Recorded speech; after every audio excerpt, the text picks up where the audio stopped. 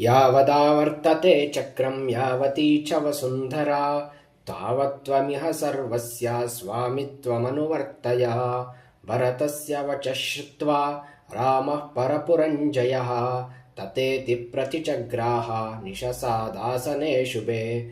ततः शत्रुघ्नवचनान्निपुणाः श्मश्रुवर्धकाः सुखहस्ताः सुशीघ्राश्च राघवं पर्युपासत।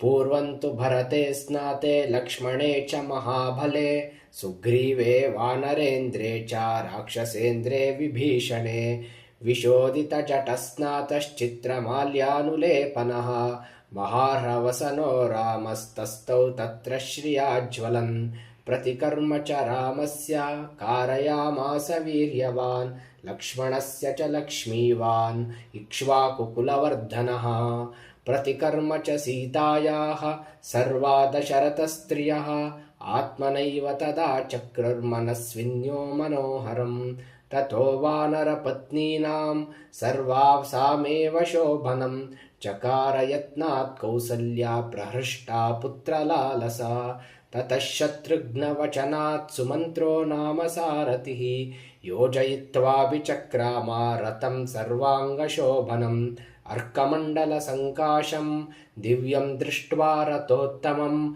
आरुरोह महाबाहु रामः सत्यपराक्रमः।